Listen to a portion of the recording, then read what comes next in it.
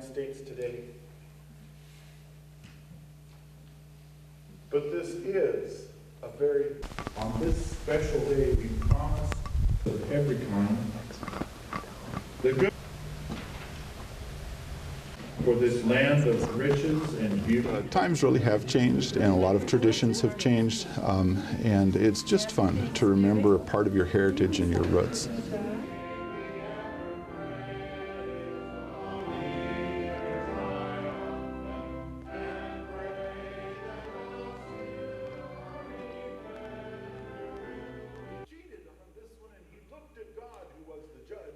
And said, Jesus must have cheated. How is he doing this? And God just chuckled and said, you know, Jesus saves.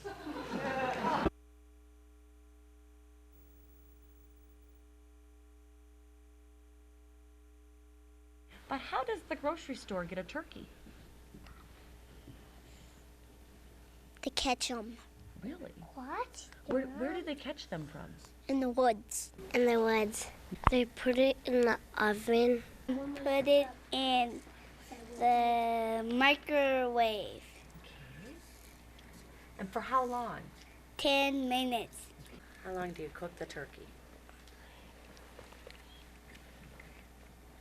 8 minutes. 14 minutes. 15 minutes.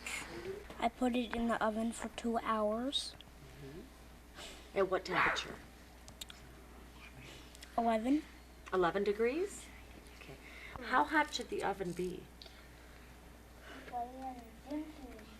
4 degrees. What do you think Mom and Dad put inside the turkey when they stuff it? What do they stuff a turkey with? Guess chicken in it. Stuff it with some chalk and some boards. She stuffs the turkey in a van? Yeah. Inside like a minivan? What do you think's in stuffing?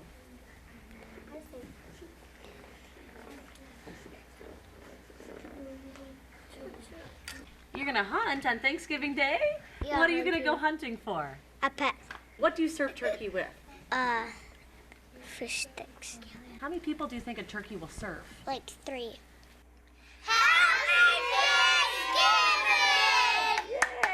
All right.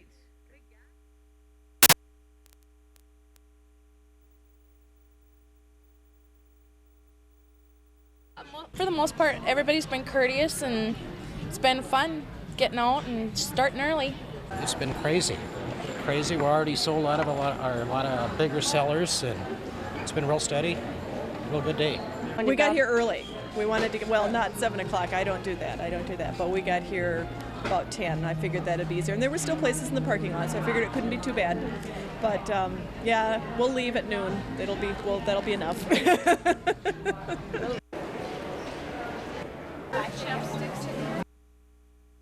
Fear is the path to the dark side. Fear leads to anger. Anger leads to hate.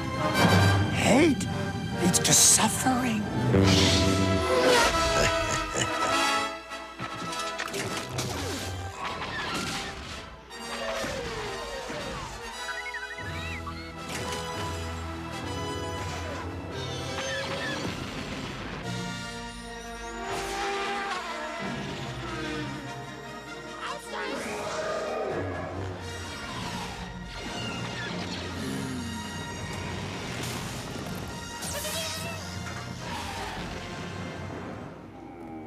You refer to the prophecy of the one who will bring balance to the Force. You believe it's this boy? He can see things before they happen. He can help you. The Force is unusually strong with him. He was meant to help you. Anakin! Tell him to take off! Will I ever see you again? What does your heart tell you? Are you sure about this? Trusting our fate to a boy we hardly know? Anakin Skywalker, meet Obi-Wan Kenobi.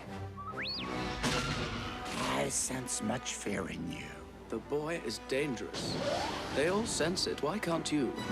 Fear is the path to the dark side. Fear leads to...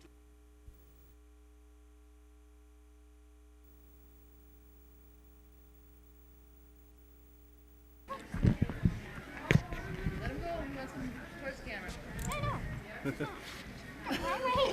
Chewie. Huh? He likes me there. better hold her. She's so pretty in the light. Oh. Is he purring? Cute, isn't it? Dustin.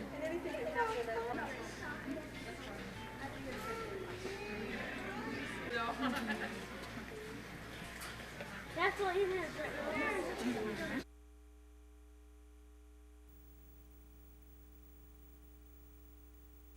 The answer resides somewhere in the community. Just a matter of getting it to us. More than 2 days have passed since the grisly discovery. 2 decapitated bodies stuffed in trash bags found along this road. But tonight, still far more questions than answers. The trail gets colder by the day. What police do know is that the adult victim is a 20 to 30-year-old woman between 5'4" and 5'5", weighing about 115 pounds. She was wearing this 14-karat gold ring, distinctive enough that police hope someone will recognize it. Appears to be handcrafted. Value is less than $100, and she wore it on her left middle finger. Today, police released these photos of the clothes the young male victim was wearing. He's believed to be between the ages of 3 and 6 and weighed about 50 pounds. The green striped shirt is made by Honors, size 2T.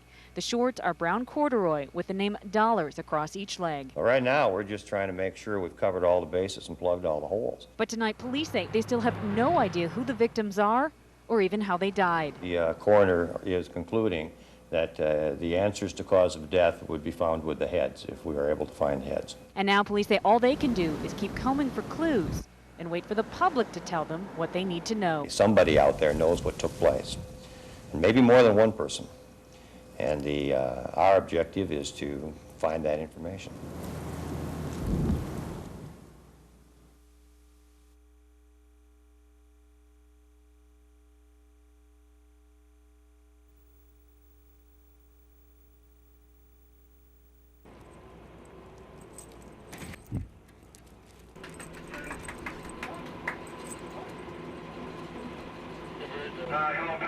Well, I think he likes it. It doesn't bother him one way or the other. He likes the people, though. Don't you?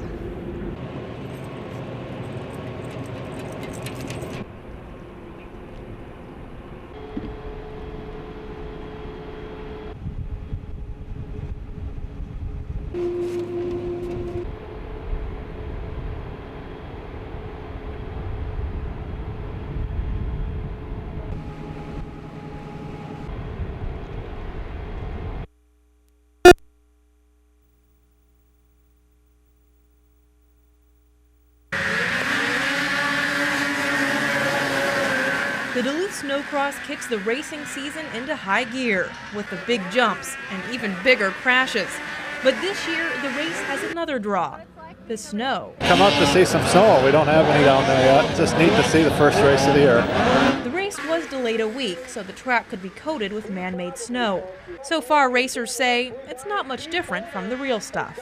So I'm pretty impressed. I've been here for 5 years, and the track is holding up really well. Well, the snow feels good for artificial snow, you know, because it is so wet, it's heavy, so you can get some traction on it. But racers say conditions could change quickly. It's going to get really rough later. It's smooth now, but it's going to be a completely different track next time I go out in probably about an hour or so. Folks helping with the race are working hard to prevent mud from taking over the track. So what we're trying to do is get the straw absorb the moisture, so when they go on the track, they're not carrying the moisture and the dirt on the track.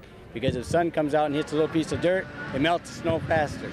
Many fans say they're just excited to finally see the sleds roaring around the track. And local businesses are happy for all the action, too. You know, it brings a lot of people into the community, and they're spending money when they're here. So it's good for all of Duluth, Proctor, and the whole area. Some longtime snowcross fans say the week delay has caused crowds to go down a bit this year. But others say there's still plenty of people enjoying the wild racing. There's a lot of people out. I don't think it's affected it too much. There's nothing else to do. They can't go snowmobile themselves, so they might as well come here and watch somebody. It's the only place there's snow. At Spirit Mountain, Kim Kaiser, News 6.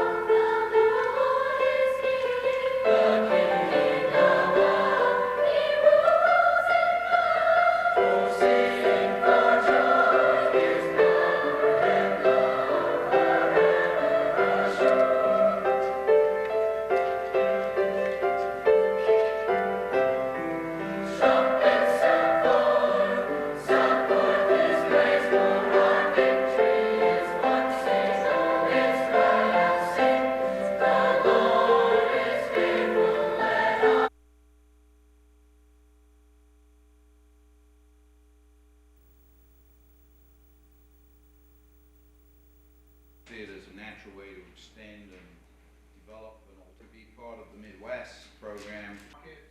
Region that's going to feed into the automobile quite clearly. Well, what we're trying to do at this point is just answer the preliminary question: is there a case to be made for having a rail service, and what type of rail service it might be? If in fact we find that that's a good idea, then the next step would be to do detailed studies.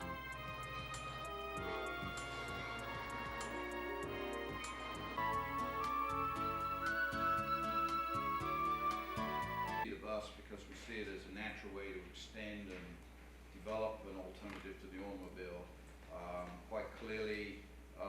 The time frame for this is very quick. That we're going to do a fairly detailed study and hope to have results of this in the next 7-8 weeks, so that we can provide the legislature an indicator of what potential there may be for initiating service again. You aboard one of the many Amtrak trains called the San Diego.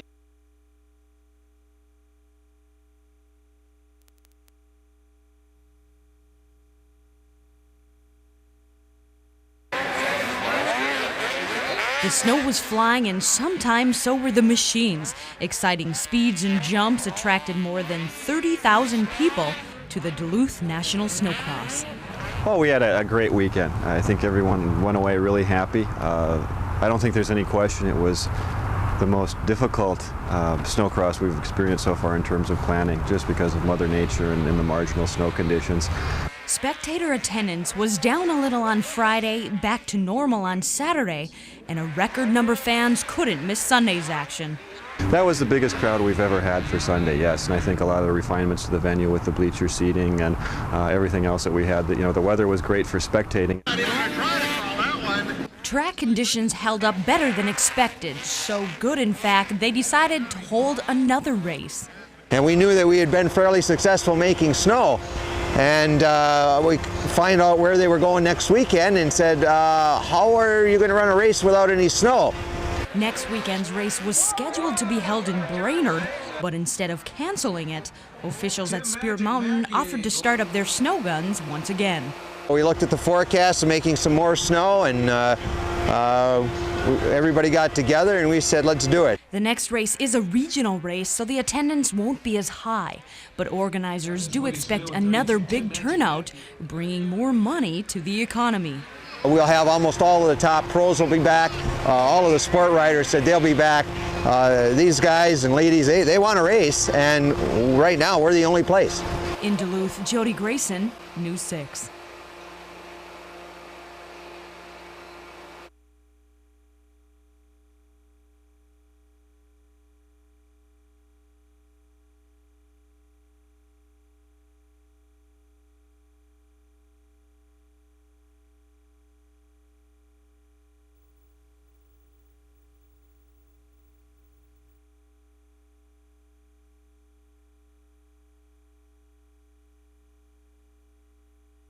We'll have almost all of the top pros will be back.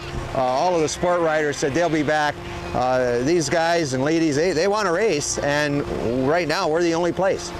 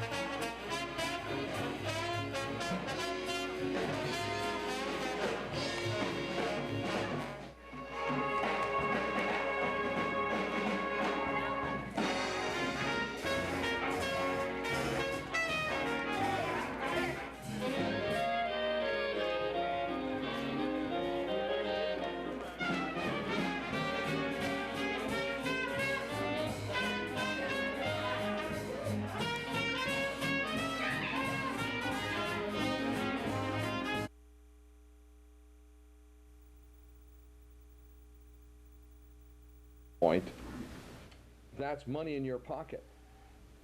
By being on the right track on the national issues. Amtrak is now in the final process of electrifying the Northeast Corridor segment of its operations on the East Coast. That will bring 160-mile-an-hour service between New York and Boston. It will reduce a 4-hour trip to 2.5 hours.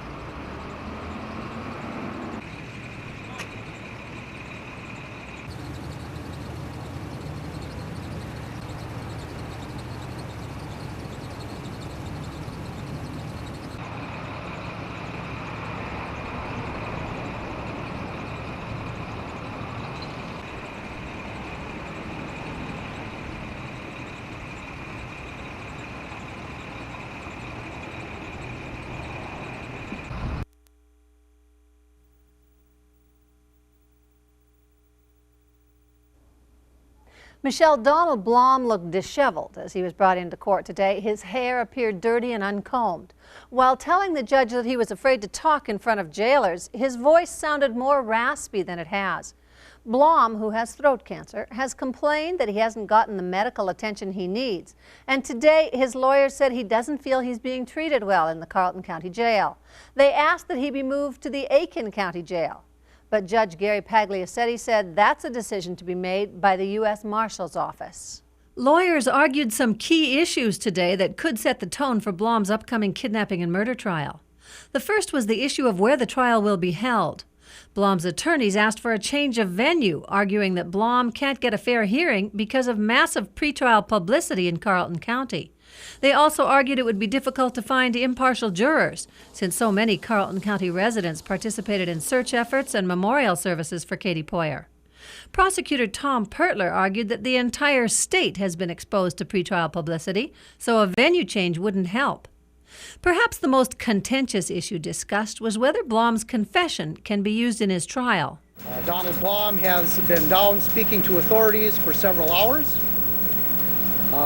In the course of speaking to the authorities, he has admitted to both the kidnapping and the killing of Katie Poyer. Blom's attorneys argued the confession was given as part of plea bargain negotiations, and because of that, legally can't be used in the trial. But Pertler argued that it can be allowed because Blom, he says, gave the confession voluntarily and also confessed to a reporter from television. The judge took today's arguments under advisement. Finally, Michelle, an assistant state public defender, made most of the arguments for Blom this morning. When we asked him why he'd been brought in at this late date, he said whenever there's a possibility that the defendant's lawyers could be called as witnesses, it's a good idea to have an attorney on board who hasn't witnessed anything. As we showed you earlier in this report, Blom's lawyers discussed his confession before the media. Authorities have said the defense attorneys could be called to testify, but the prosecutor says at this point they're not on his witness list. Michelle?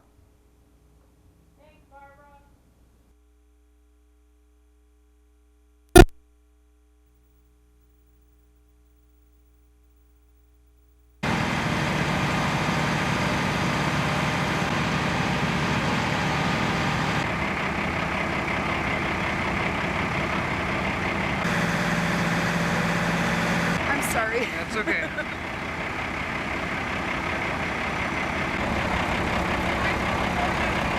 How about we grab the...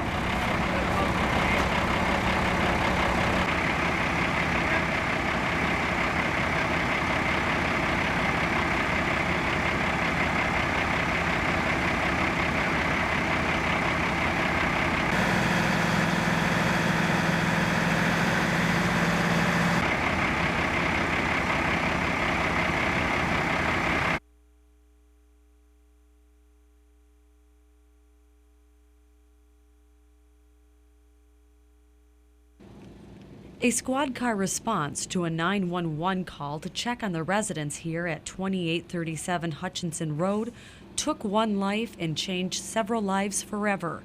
At 2:37 Monday morning, a Duluth police officer shot Donald Richard Harold dead in the home.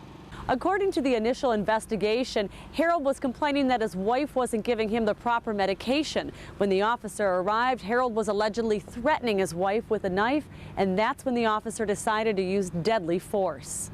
There's a variety of parts to our deadly force policy, but it deals basically with great bodily harm to themselves or others. And so in this case, I suspect that's what happened at this point.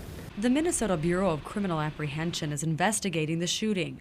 Officers gathered evidence inside Harold's home all day long. The officer involved in the shooting has not been identified, but is a 15-year veteran of the force.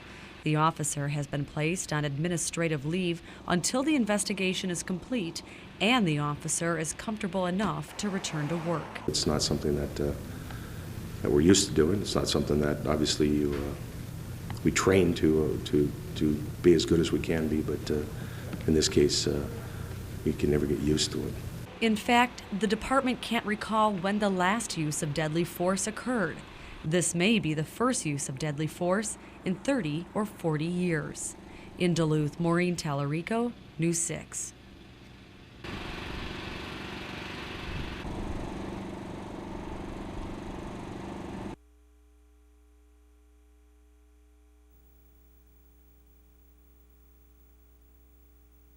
So Phil, what's it like to be back?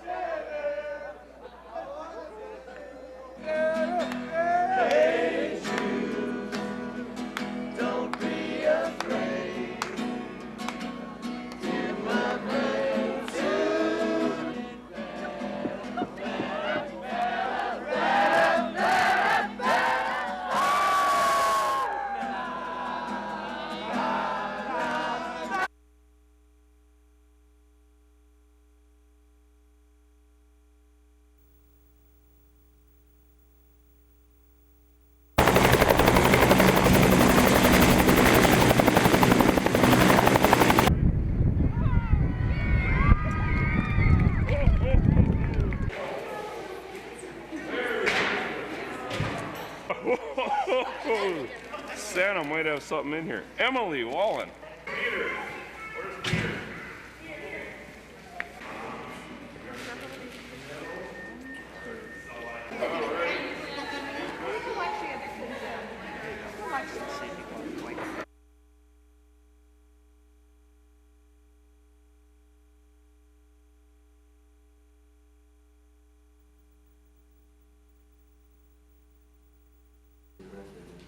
On a site-specific issue, but I think what Brian Frederickson was alluding to is that at this point, this area located on the area that we have existing. Those trees are beautiful. I probably will never see the trees up in Spirit Mountain unless there is a golf course developed there, and then I'll be able to appreciate those old trees. If a golf course is built on this site, the impacts to the old-growth forest will be devastating and irreversible, and we recommend that environmental impact statement should be completed.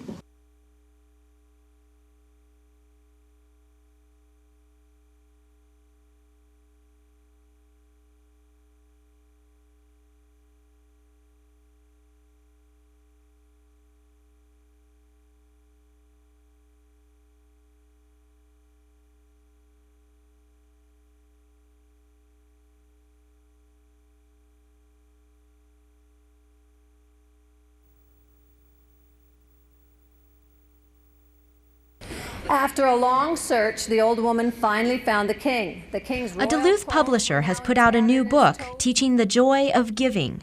But this is a lesson many young people in the Northland already know well. I'm going to present the money of $192.61 to Operation Rudolph and that whole lot of toys over there. Wow. More and more young people, classes, school projects, ESCO schools, the Hermantown schools, clubs, Boy Scouts, Girl Scouts. The Quilt Maker's Gift is a story of an unhappy king who finds joy in the act of giving, a lesson John Price sees parents teaching their children here in our community. Often a parent and a family will go out and ring at one of our kettle sites, and they'll say, we're trying to teach our children that we can do something, you know. From his 17 years with the Salvation Army, he knows that kids don't learn these lessons on their own. I think it's just an education process, raising your family to care about one another and others in the community. We don't have to be related. We don't have to look alike. We don't have to have the same kind of background or go to the same church or school, but we still care about one another. Caring and giving, the moral of this story, which many of our children have already taken to heart. But in truth, my heart is full to bursting, filled with memories of all the happiness I've given and received. I am the richest man I know. And that is exactly what you kids have done. You are rich because you have given these toys to other children. Enriching their own lives and enriching our entire community. In Duluth, Jana Katsuyama, News 6.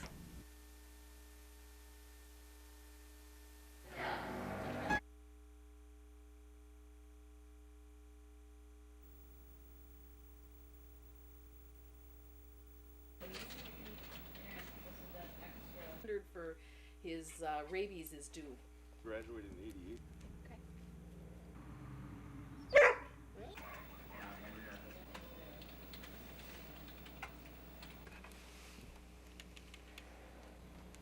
And then I'll print it. We liken it to writing a check after the first of a year. Occasionally, sometimes you forget what year it is, and that's what's happened in this case. And unfortunately, the operator put in 1900 instead of 2000. But it's perfectly understandable to see why that would cause confusion.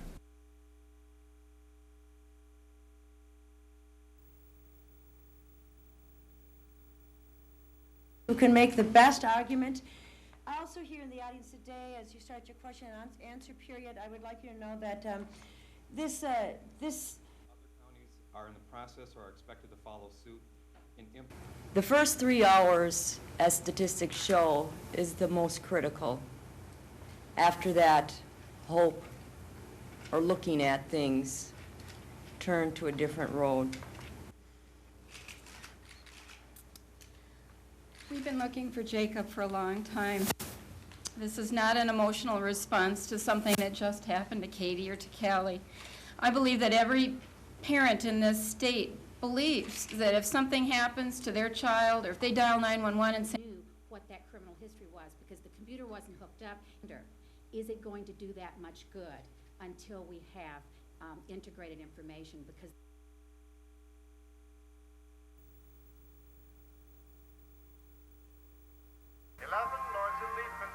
ladies dancing, 9 pipers piping, 8 maids a milking, 7 swans a swimming, 6 geese a laying, 5 golden rings, 4 calling birds, 3 French hens, 2 turtle doves, and a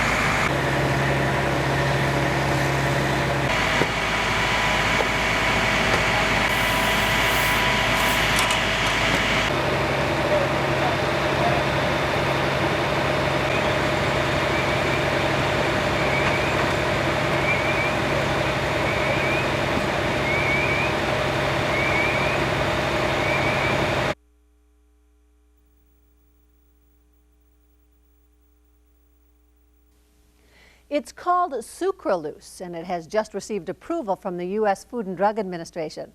What makes this sugar substitute different is that it does not break down when exposed to heat, so you can actually cook with it. Mary Beth Gibbs, who is a diabetic, first learned about the new sugar substitute, sucralose, in a magazine article. At that time, it was unavailable in the United States because it didn't yet have FDA approval. I had a niece in Mexico. She was a missionary, and so I wrote her and asked her to find it. Sucralose is derived from sugar, but it has no calories, and according to those who've tried it, no unpleasant aftertaste. All the other non-nutritive sweeteners are not stable with heat. That fact has limited the diet of people with diabetes until now.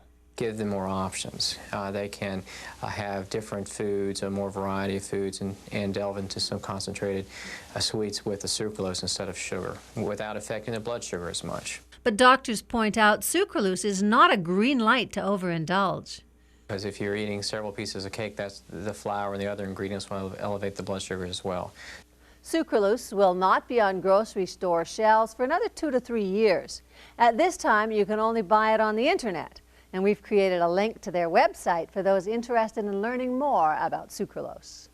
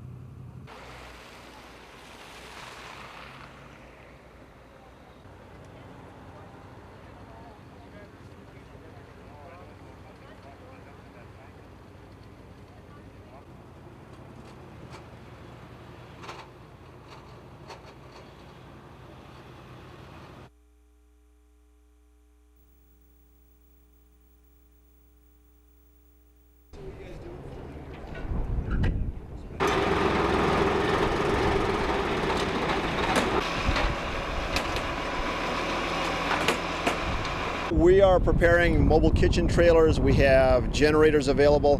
Behind me we have our winter emergency vehicle. And so we're making use any of the facilities or the vehicles, the equipment that we have, just in case there is some kind of a problem.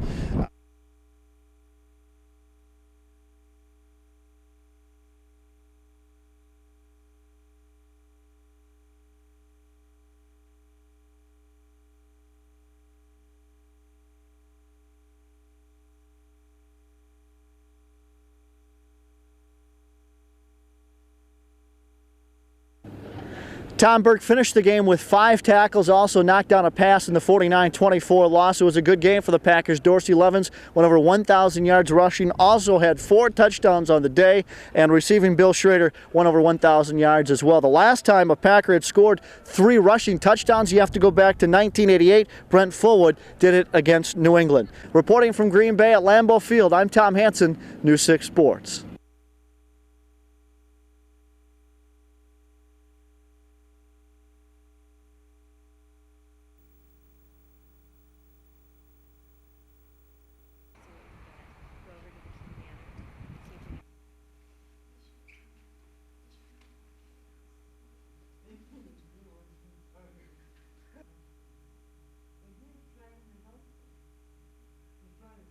A little heartsick and disappointed because I never dreamed that, I don't know if she did anything like this, but it was only the 2. He lived with her because he came to take care of her.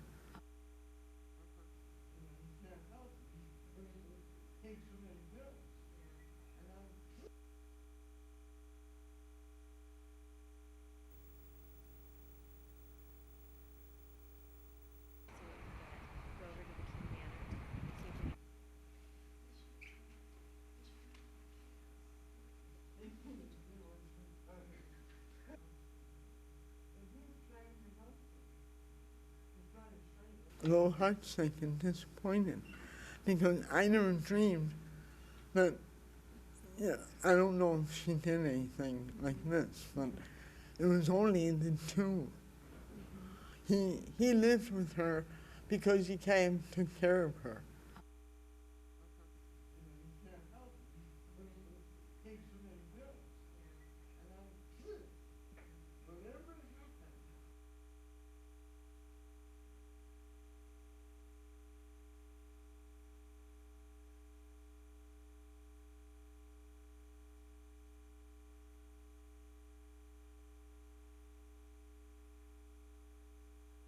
Decides how much of that. Since the legislature voted down a license fee hike last year, more than 17 conservation officers and 33 wildlife officers have already lost their jobs.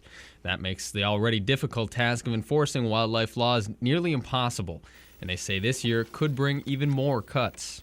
If we don't get a fee increase, we'd have to cut another 12 positions. With an increase, we'll be able to at least maintain what we have. And more than just jobs are suffering. The DNR is also responsible for the maintenance of hiking trails, education, and wildlife management programs that are also in jeopardy. We've had to spend less time helping people with depredations problems with bears and geese and deer and so forth. We've had to cut back on the time that we spend talking to school groups and civic groups. We've had to cut back on acquisition of new wildlife management areas. In fact, we're not acquiring any new wildlife areas. To solve this budget dilemma, the DNR will again ask the legislature to approve a small increase in hunting and fishing license fees.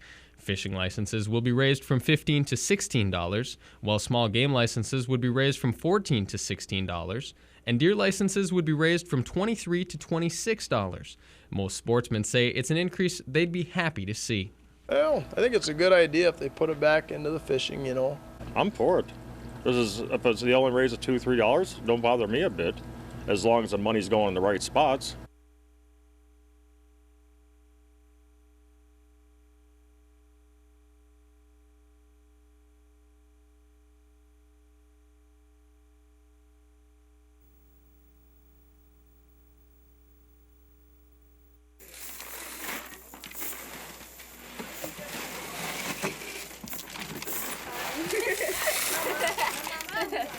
We had a contest to see who could collect the most, and we collected, I think, for both schools, we collected about 400 pounds of pop tabs.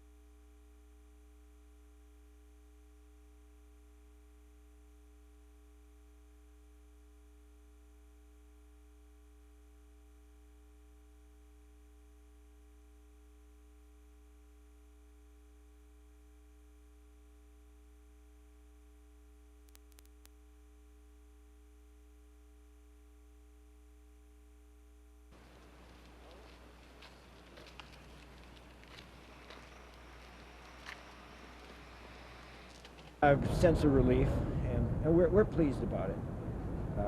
I personally was hoping for 20 years plus, but it's a good day again. He'll never suffer as much as we suffer, but just watching him, you know, have that judge say 235 months, and just watching him just sink. He just sank, just kind of. You know. We have a life sentence. That's what we ended up with. Patrick, what did you think about what he said?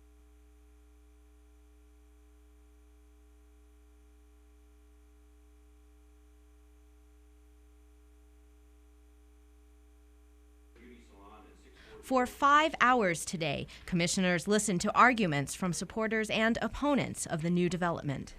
It was concluded by the fisheries section that significant impacts do in fact exist, and that the modeling and the best management practices were not adequate in addressing those. Conservation groups and state environmental officials questioned the methods used in the developer's private study, and Native American groups say there was insufficient investigation into possible burial mounds on the site. Well, these are the spirituality of that mountain, which is going to be destroyed with the development of the golf course and a hotel or whatever. Experts hired by the developers testified that the plan is completely eco-friendly, preserving wetlands, old-growth trees, wildlife, and neighboring well water. And developer Kent Oliver brought a box filled with their environmental report, saying further study would be unnecessary. There isn't anything more that we could provide you that I think would give you any more information than you currently have to determine that we deserve a negative declaration on this particular course. In the end, commissioners were divided, but the vote came in 7-3, allowing the plans to go through without a public environmental impact study. Commissioner Dolly Schnell was in the minority. I feel, as a citizen of Duluth, we often feel things are being pushed down our throats developmentally or with developments. And here again, I would rather take the extra caution and create more positive feelings in the long run with these types of things. But with the Planning Commission's vote to let the project go on, it will now go to the City Council for final approval, and with it, the future of Spirit Mountain. In Duluth, Jana Katsuyama, News 6.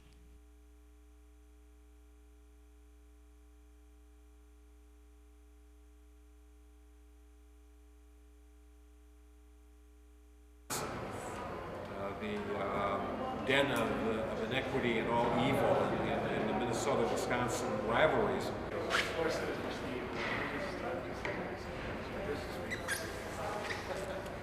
We're aiming this tax cut at middle-income Minnesotans. We're aiming it not only at their pocketbooks, but at their economic future.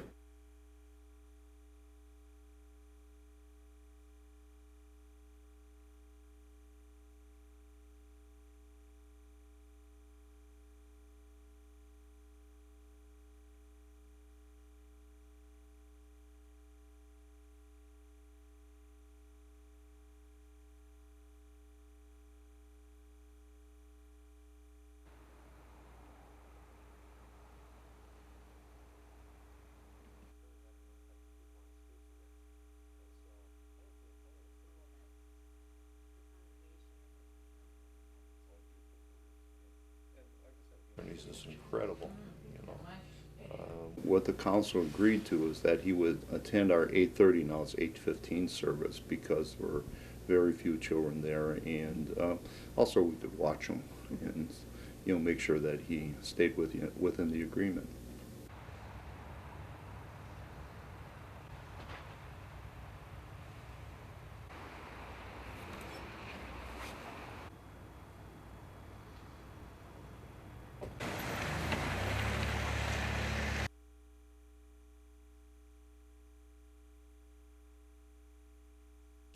In a normal year, the trails you're looking at would be jammed with speeding snowmobilers and skiers. But this year, the trails are silent. There simply isn't enough snow to ride. You get like 5-10 people going down the trails, it just wears down to the dirt, and you're just wearing out your skids and your slide rails on your sled, and too rocky and stuff like that. You're just beating up your sled, you know. But the lack of snow has created problems for more than just the snowmobilers. Earlier today, Giants Ridge had to postpone the Mesabi East cross-country ski race, leaving hotel owners scrambling to try and fill empty rooms. We have lost 2 ski teams. That's very, very important business for us, and yeah, I'm disappointed in that. For many businesses, this is the 3rd year in a row they face this problem. For some, financial aid could mean the difference between saving their livelihood and being forced to sell everything they've worked so hard to achieve. If you have a bad winter and you have 2 and 3 in a row, that can hurt somebody to a point where they might have to go for some aid or do something with the business, because 3 years in a row is a long time to go without a good season. But until help arrives, everyone will be looking at the skies, hoping that the next storm that comes will bring more than a dusting of what has become white gold. People are calling, they're wondering when the snow is going to be here. They're ready to get out and go, and the minute there's sign of snow, they will be here.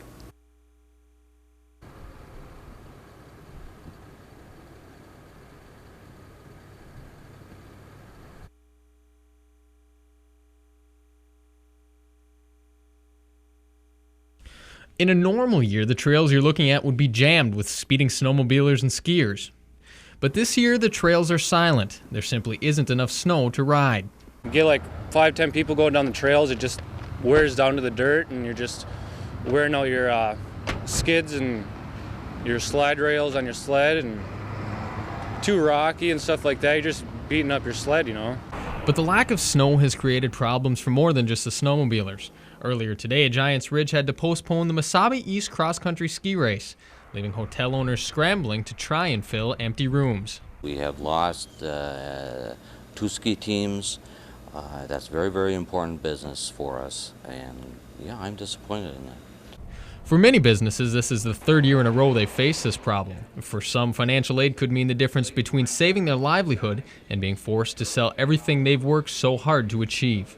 If you have a bad winter and you have 2 and 3 in a row, that can hurt somebody to a point where they might have to go for some aid or do something with the business, because 3 years in a row is a long time to go without a good season. But until help arrives, everyone will be looking at the skies, hoping that the next storm that comes will bring more than a dusting of what has become white gold.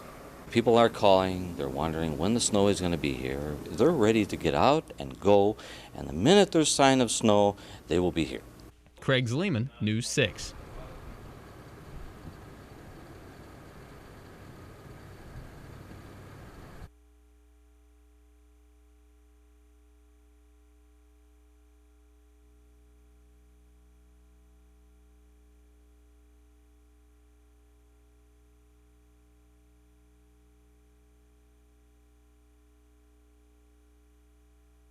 Well, when I first saw it, it was on the ground, standing beside a tree, and I thought it looked like a burned stump. But I know there have been no fires through there, so I looked a little closer, and lo and behold, it was a bear.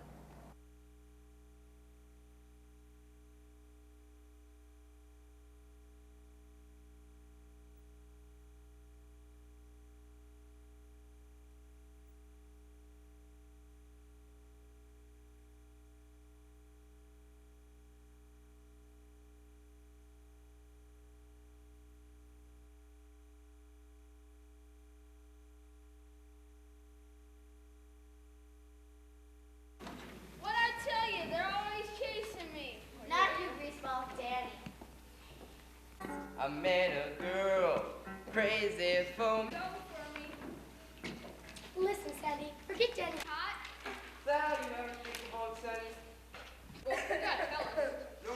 I love the singing, I love the music, dancing, just everything about it. I've seen it lots because I own it, so I pretty much memorize it. So I actually discourage that, and I tell them, forget the movie, this is our version, this is what we're going to do, and to kind of put their own creativity in it and extra. A lot of the movie creeps in anyway because they've all seen it about 30 times, but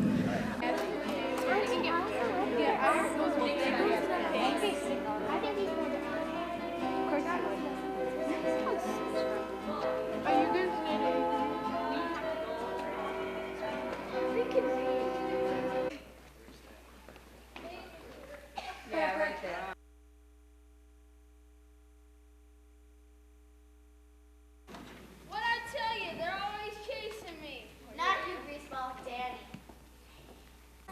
met a girl. Listen, Sandy, forget Jenny. You go. I know some other stuff. I love the singing, I love the music, dancing, just everything about it. I've seen it lots because I own it, so I pretty much memorize it. So.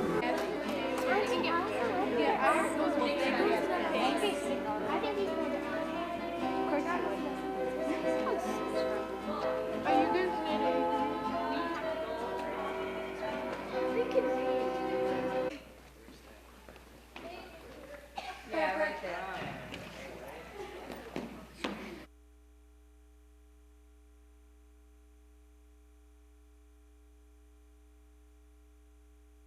We smoke pot and we like it a lot. Minnesota isn't Mayberry anymore. From hemp rallies to Highway 55 protests, bomb threats, even the assault of a senator with a cream pie. Police say the Capitol is not as safe as it used to be. This year, they saw the highest number of assaults, threats, and disturbances in 4 years. The Capitol security system that we're dealing with right now was built in the 1960s. So the Department of Public Safety, along with the BCA, formed a committee to come up with better ways to secure the Capitol. We're not closing the door, we're just trying to put something in front of it. The group proposes 6 recommendations. Create an oversight committee responsible for the operation of Capitol security. Reduce public entrances from 37 to 7 at the Capitol, 2 at the Judicial Center, 5 at the State Office Building, and equip them with metal detectors. Heighten personal protection for government officials, including additional troopers for the governor. Also, new uniforms for security guards, different from those of sworn police officers. In addition, ID cards for employees working within the complex. They can choose, to do nothing. Finally, the group proposed 4 specific plans. The one preferred by most, a combination of all security measures costing just over $3 million in its first year, but necessary, safety officials say, to prepare for the worst. Society is different, and I think this recognizes that we can be smarter about security, be more proactive, because the worst place we could be would be coming to you and holding a press conference talking about something that's happened, someone who's been hurt.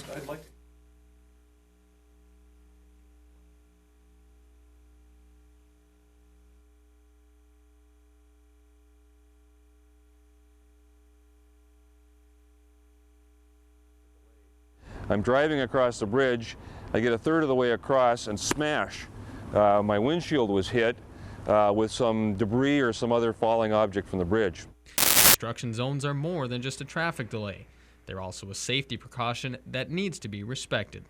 Bridge operator Steve DeVille. It's safe, but whenever you have a construction zone, there's some inherent danger to it. They've taken all of this stuff out, and which means it's old, riveted. So cut the rivet off, pound the rivet out, and try and keep it from, try and catch it. There's not much you can do when they're hoisting something really big up there, and if it gets away from them, you don't want to be on the receiving end of a, 4-ton beam or something, Whether you're walking or driving, workers say the chances of getting injured are slim, and that honking horns and angry fists will only distract workers who are trying to get the job done safely and on time. In Duluth, Craig Zleman, News 6.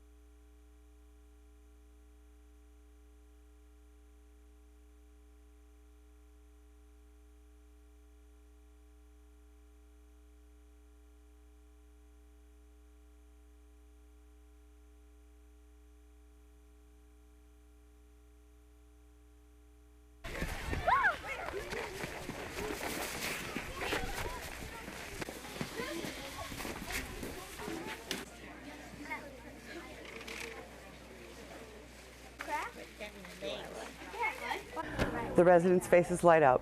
They really enjoy having the children come and do projects with them. And actually, a lot of times after the children leave, they feel rewarded, like they were able to help the children and give something back. You want one down here too? You know how to make a knot? Save a little space. Or whatever you want. Whatever you want.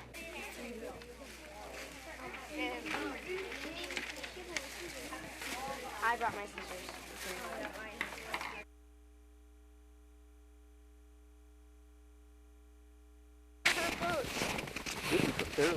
It's been snowed in a little, but you can see how big it is. Look, my fist fits right in it. That's Timberwolf tracks. The tracks are an all too common sight, crisscrossing Gary Stewart's farm near Willow River. I would like it where we could see them once in a while. It would be fun. But to see them on a regular basis and have that threat there, and it's been proven that they have taken our pets and livestock, that it's time that something's done. Stewart has taken his precautions against gray wolves in the area, especially after his dog Buffy was attacked. She was chewed up from the middle of the back all the way down to her tailhead, with some pretty big bites and gashes. Concern for his pets and livestock Come, Bussy. Come, Bus. prompted Stewart and his family to start raising a special breed of beef cattle that's more intimidating. And to protect his smaller animals, he got Zoomer. He's become a pet now, but the main reason was as a guard dog for the wolves. Soon the state may give him another tool to protect his property, a gun. Now only conservation officers can trap or kill a wolf after it's put other animals at risk. But under a proposed bill, the DNR would allow wolves to be killed to protect human life, and if the animal poses an immediate threat to livestock or pets. But there would be a 5-year delay before any public trapping or hunting season. The legislation would also mean that the wolf would be removed from federal protection. And while wolf activists say that's not a good idea, some farmers say it's a good compromise. We want it so everybody can live together. and when you get too many, it doesn't work. Near Willow River, Kim Kaiser, News 6.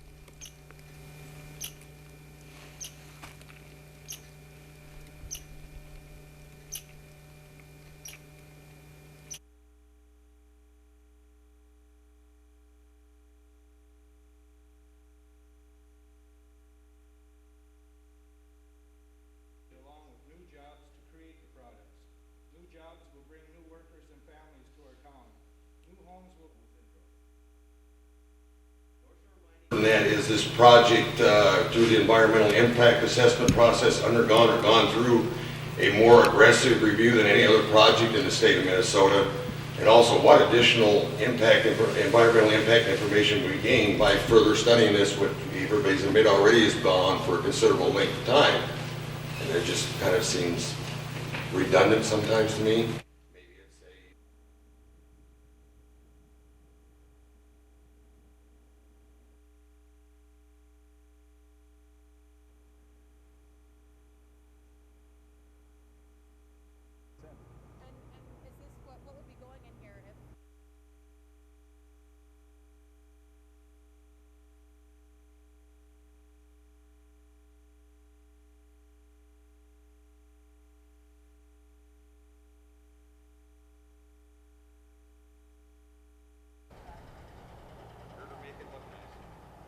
Just 3 days after a firebomb exploded in their home, the Blank family is trying to move on with their lives.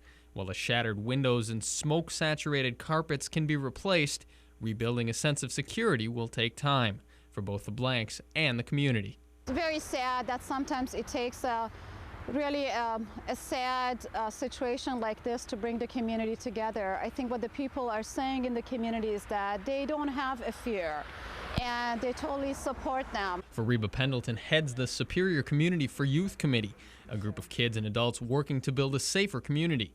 A handmade yard sign sits on the Blanks' lawn tonight, a show of support from the community. Pendleton's group will print hundreds of yard signs that read, "The Blanks live here," a symbol of community togetherness and a message that violent crimes won't be tolerated in their town. It pretty much says it all in terms of the community attitude. I think this vicious crime against the Blank family is a crime against our community.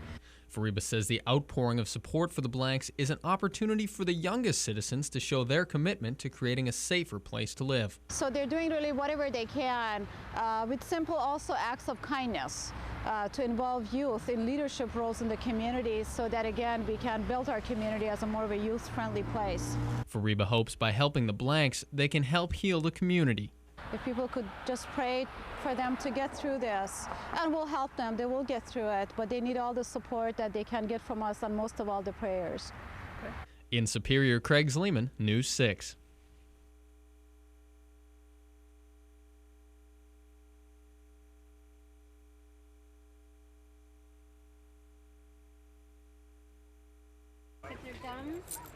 When they first come out, we check their gum color and their capillary refill. It looks pretty good. Before these teams embark on a journey along the trails of the North Shore, they need a clean bill of health. The feet care is just really, really good. Veterinarians carefully check out each dog, like Echo here, before it can get the okay to race. Right, look how flexible this dog is. Incredible. So Flexibility is key out on the trails, preventing potential injuries caused by running on rough terrain. If you have a harder packed trail, you're going to see one type of an injury possibly, and if you have really deep, heavy snow where they're coming up and down, you have the potential of seeing more of a shoulder injury. While running marathons on a cold, snowy trail may seem like a rough life, vets say that's not the case.